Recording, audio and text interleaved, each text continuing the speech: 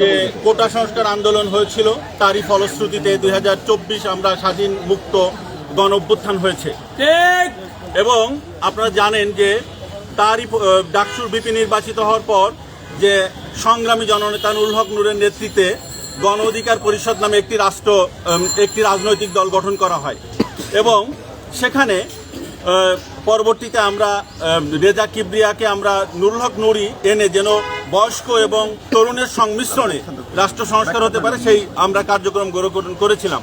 পরবর্তীতে আমাদের একটি কাউন্সিল অনুষ্ঠিত হয়, সেখানে জনাব নুরুল হক নূর সভাপতি হয় এবং জনাব রাশেদ খান সাধারণ সম্পাদক নির্বাচিত হয়। আমাদের নির্বাচন কমিশনের সকল তথ্য ফিল আপ করার পরেও, সকল ক্রাইটেরিয়া ফিল আপ করার পরেও ফ্যাসিস্ট হাসিনা সরকার আমাদের নিবন্ধন দেয়নি। তারই ফলপ্রেক্ষিতে 5 আগস্টের পর আমরা নির্বাচন কমিশনে গিয়ে একটি নিবন্ধন পেয়েছি গণ অধিকার পরিষদ এবং ট্রাক প্রতীকে নিবন্ধন পেয়েছি, এটা আপনারা অবগত আছেন। কিন্তু আমরা দেখলাম কতিপয় দুষ্কৃতকারী এবং উচ্ছিষ্ট যারা দলছুট, যা হাতে গোনা 3-4 জন হবে, এরকম 5-7 জন, তারা অবৈধভাবে একটা রিট পিটিশন দায়ের করে, যেখানে তাদের কোনো লোকাল স্ট্যান্ডই নাই, যেখানে গণ অধিকার পরিষদের নির্বাচন কমিশন থেকেও বলা হয়েছে যে আমাদের যেটা হয়েছে, নির্বাচন হয়েছে, যে কাউন্সিল হয়েছে, এটা বৈধ এবং নুরুল হক নূর এবং রাশেদ খান সহ অন্যান্য যে কমিটি গঠন হয়েছে এটা সম্পূর্ণ বৈধ। নির্বাচন কমিশনের প্রতিনিধি দল এবং এটাকে বৈধতা দিয়েছে। তারই ফলপ্রেক্ষিতে যে রিট পিটিশন দায়ের হয়েছে, এখানে আপনারা জানেন যে এই আন্তর্জাতিক অপরাধ ট্রাইব্যুনালের চিফ প্রসিকিউটর জনাব তাজুল ইসলাম, তিনি কিন্তু অ্যাটর্নি জেনারেলের সুযোগ সুবিধা ভোগ করে থাকেন। পূর্ণ অ্যাটর্নি জেনারেল যে সুযোগ সুবিধা পান, তিনিও সেই সুযোগ সুবিধা পান, কিন্তু সরকারি নিয়োগ পান। তিনি এই সুযোগ সুবিধাকে কাজে লাগিয়ে, তার ইমেজকে কাজে লাগিয়ে তিনি কি করেছেন, ওই দুষ্কৃতিকারীদেরকে আমাদের রাজনৈতিক একটি অস্থিতিশীল পরিবেশ তৈরি করার জন্য তিনি ওই রিটে গিয়ে শুনানি করার জন্য তিনি দাঁড়িয়েছেন, যেটা তিনি পারেন না। সরকারি একেবারে দেখেন, নির্বাচন কমিশন কিন্তু একটি সাংবিধানিক সংস্থা, তাহলে কোনো সরকারি সংগঠনের বিরুদ্ধে, কোনো সংস্থা বা এরকম কোনো সাংবিধানিক সংস্থার বিরুদ্ধে কিন্তু তিনি সরকারি সুযোগ সুবিধা নিয়ে তিনি তার বিরুদ্ধে দাঁড়াতে পারেন না। তিনি যেটা পারেন সেটা হলো ওই সরকারি সংগঠনকে সহায়তা করতে, অর্থাৎ তার উচিত ছিল যে ওই নির্বাচন কমিশনকে সহায়তা করতে, অর্থাৎ তিনি এটা না করে তিনি উল্টা কি করছেন, একটা রাজনৈতিক অস্থিতিশীল পরিবেশ তৈরি করার জন্য পায়তারা করছেন। আজকে কি অর্ডার হয়েছে? আজকে কোনো অর্ডার হয়নি। আমরা পার্টি হওয়ার জন্য, এটা যেহেতু এই সংগঠনের গণ অধিকার পরিষদের সবচেয়ে বড় স্টেক হোল্ডার হচ্ছে জনাব নুরুল হক নূর এবং রাশেদ খান সহ অন্যান্য তারা, অর্থাৎ আমরা পার্টি হওয়ার জন্য একটি পিটিশন দিয়েছি এবং কোর্ট সেটা শুনেছে এবং পরবর্তীতে ওনাদের আমরা আগামী মঙ্গলবার শুনানি করার জন্য রেখেছে। তো যেহেতু জনাব তাজুল ইসলাম তিনি সরকারি সকল সুযোগ সুবিধা নিয়ে আবার সরকারের বিরুদ্ধেই দাঁড়িয়েছেন, এই জন্য আমরা তার পদত্যাগ এবং অপসারণ দাবি করছি। সবাইকে শুভেচ্ছা জানাচ্ছি যে আপনারা দেখছেন যে আমাদের আইনজীবী অধিকার পরিষদের নেতৃবৃন্দ সদ্য নিয়োগপ্রাপ্ত আন্তর্জাতিক অপরাধ ট্রাইব্যুনাল যে চিফ প্রসিকিউটর, তার পদত্যাগের দাবি করেছে।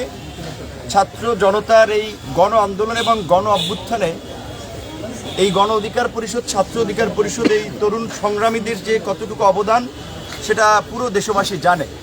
এমনকি এই আন্দোলনের মধ্যেই 19শে জুলাই মধ্যরাতে গ্রেপ্তার হয়ে গুম হওয়া থেকে শুরু করে কি নির্মম নিষ্ঠুর নির্যাতন এই ফাঁসিবাদের আমলের শিকার হয়েছি, সেগুলো আপনারা জানেন।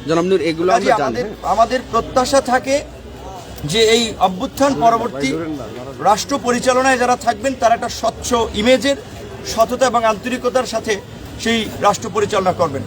আন্তর্জাতিক অপরাধ ট্রাইব্যুনালের মতো একটি গুরুত্বপূর্ণ ট্রাইব্যুনালে যিনি চিফ প্রসিকিউটর হিসেবে নিয়োগ পেয়েছেন, তিনি একজন বিতর্কিত ব্যক্তি, তার একটি বিতর্কিত রাজনৈতিক আদর্শ আছে, আমরা এটা সবাই জানি। এবং ইতিমধ্যেই তিনি আওয়ামী লীগের নেতাদের সাথেও, জাতীয় পার্টির নেতাদের সাথেও মিটিং করেছেন, আমরা তথ্য পেয়েছি। কিন্তু যেহেতু আমরা এই সরকারেরই পার্ট, এই আন্দোলন সংগ্রামেরই পার্ট, কাজে আমরা কথা বলতে চাই নাই। কিন্তু তার কর্মকাণ্ডে আমাদের কাছে দৃষ্টিগোচর হয়েছে এবং আপাত দৃষ্টিতে মনে হয়েছে যে তিনি তার ক্ষমতার অপপ্রয়োগ করে তিনি টাকা পয়সা ধান্দাবাজিতে ব্যস্ত আছেন, যার ফলেই গণ অধিকার পরিষদের নামক এই উদীয়মান তরুণদের প্রতিষ্ঠিত নিবন্ধিত রাজনৈতিক দল, সেখান থেকে যারা আমরা কাউন্সিলের পরে যাদেরকে পদে রাখা হয় নাই সেরকম কতিপয় দলসুরদেরকে উস্কে দিয়ে তিনি নিবন্ধন কোর্টে রিট করিয়ে তাদের দিয়ে আমাদের বিপক্ষে দাঁড় করিয়ে দিয়েছেন। অর্থাৎ তিনি একটি রাজনৈতিক স্বার্থ হাসিলের জন্য গণ অধিকার পরিষদের মতো এই গণ অভ্যুত্থান এবং গণ আন্দোলনের একটি অংশীদার সংগঠনকে বিতর্কিত করতেছেন এবং একই সাথে তিনিও নিজেকে বিতর্কিত ব্যক্তি হিসেবে উপস্থাপন করেছেন। তিনি সরকারি এই চিফ প্রসিকিউটর হয়ে সরকারেরই প্রতিষ্ঠান নির্বাচন কমিশন সাংবিধানিক প্রতিষ্ঠান, সেই প্রতিষ্ঠানের বিরুদ্ধে দাঁড়াতে পারেন না। তো যিনি কিছু পয়সার লোভে, কয়েক লক্ষ টাকার লোভে যদি তিনি এইভাবে তার নীতি নৈতিকতা শুরুতে বিসর্জন দেন, তাহলে এই মামলায় যাদেরকে ফাঁসি দেওয়া হবে, যাদেরকে যাবজ্জীবন দেওয়া হবে, এই গণহত্যাকারী ফ্যাসিস্ট আওয়ামী লীগ এবং তার দোসরদেরকে আমাদের শঙ্কা তাদের সাথে তিনি আপোষ করে এই গণ অভ্যুত্থানের ফলাফলকে তিনি ভেস্তে দিবেন, এই আদালতকে সরকারকে বিতর্কিত করবেন। তাই আমরা সরকারের কাছে দ্রুত সময়ের মধ্যে এই বিতর্কিত ব্যক্তিকে অপসারণের দাবি জানাচ্ছি এবং পরিষ্কারভাবে আমরা এই কোর্ট প্রাঙ্গণ থেকে বলছি যে তার অপসারণ না করা হলে আইনজীবী অধিকার পরিষদ সারা দেশের আইনজীবী সহ ছাত্র জনতাকে নিয়ে গণ আন্দোলনের মাধ্যমে তাকে পদত্যাগ করাতে বাধ্য করবে। এই কোর্টেই দৃষ্টান্ত স্থাপিত হয়েছে, ছাত্র জনতার আন্দোলনের মুখে দুর্নীতিবাজ দলদাস বিচারপতিরা কিন্তু পদত্যাগ করতে বাধ্য হয়েছে। কাজেই আমরা মনে করি কোর্টের উপরে প্রেসার প্রয়োগ করে কিংবা কোর্টকে প্রভাবিত করে কোনো কাজ করা উচিত না। কিন্তু এই রকমের বিতর্কিত ব্যক্তিরা যদি ট্রাইব্যুনালে কিংবা কোর্টে থাকে তাহলে ছাত্র জনতার কিংবা সাধারণ মানুষের কোর্টের প্রতি সেই সম্মান শ্রদ্ধার ঘাটতি তৈরি হবে। তাই আমরা অনতিবিলম্বে এই অ্যাডভোকেট তাজুলের মতো বিতর্কিত ব্যক্তিকে এই ট্রাইব্যুনাল থেকে অপসারণের দাবি জানাচ্ছি। মানে আপনাদের মানে নিবন্ধন নিয়ে যে রিট, সেই রিটের আপনাদের বিরোধী পক্ষের আইনজীবী হিসেবে তিনি গিয়েছেন বিধায় আপনারা তার পদত্যাগ দাবি করছেন না। এছাড়াও তিনি আমাদের এই আইনজীবী সহকর্মী, আপনি যে অভিযোগের কথাগুলো বললেন তার দুর্নীতি অনিয়ম কোনো ডকুমেন্ট আছে? আমাদের এই দীর্ঘদিনের রাজপথের সংগ্রামী সহকর্মী সহযোদ্ধা জনাব এরশাদ সিদ্দিকী এই আন্তর্জাতিক অপরাধ ট্রাইব্যুনালে তিনি একজন ডেপুটি অ্যাটর্নি জেনারেল পদমর্যাদার প্রসিকিউটর হিসেবে অ্যাপয়েন্টেড হয়েছেন। আমরা লক্ষ্য করেছি যে তিনি তার সিন্ডিকেটের নয় বিদায়, কোরামের নয় বিদায়, আবার এই তাকে আপনার অ্যাসিস্ট্যান্ট অ্যাটর্নি জেনারেল পদমর্যাদায় তাকে নামানোর জন্য এবং তার বিরুদ্ধে কতিপয় ব্যক্তিকে সেট করে যে ট্রাইব্যুনালের আপনার গোপনীয়তা সমস্যা হতে পারে এইরকম অভিযোগ তুলে তার সিন্ডিকেটের বাইরের লোক বিদায় তিনি নিয়োগেও বাধাদান করছেন, বাধাগ্রস্ত করছেন। এবং তার যে কর্মকাণ্ড আমরা যেহেতু সরকারের ভিতর থেকে মাঠ থেকে আমরা দেখতে পাচ্ছি, সেই জায়গা থেকে আমরা সরকার হুঁশিয়ারি দিয়ে আমরা এই জন্য বলছি যে কারণ এটা সরকারের লায়াবিলিটিস। এবি পার্টি কিংবা তাজুলদের এই গণতন্ত্র কিংবা গণমানুষের আন্দোলন সংগ্রামে গত 1.5 দশকের কোনো অবদান নাই।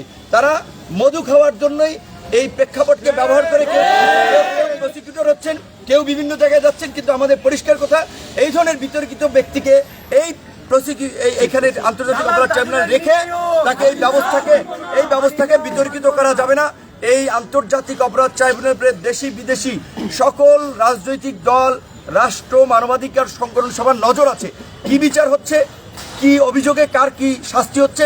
কাজে এখন তিনি যদি আপনার এইভাবে একজন সরকারি পদে থেকেও এইভাবে তার পদকে ব্যবহার করে তিনি বিভিন্ন মামলা লড়েন, টাকা নিয়ে জাজকে প্রভাবিত করেন এবং তার ফেস দেখিয়ে আদালতকে প্রভাবিত করেন। কারণ আজকের ব্যবস্থায় আদালতের যে অবস্থা তাতে অবশ্যই বিচারকরাও শঙ্কায় আছে কখন কার বিরুদ্ধে আবার পদত্যাগের জন্য আন্দোলন হয়, কারণ এই নজির তো এই আদালতে স্থাপিত হয়েছে।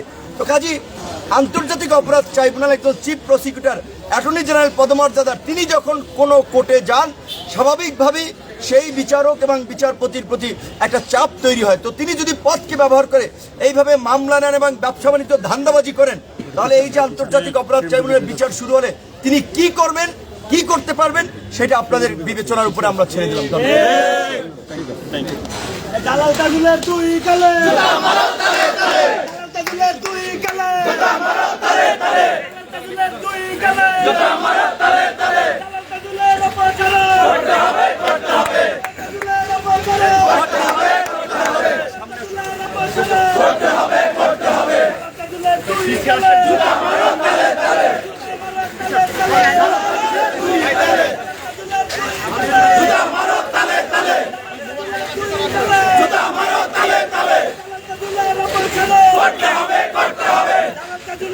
অপসারণ করতে হবে দালাল কাজুলের অপসারণ করতে হবে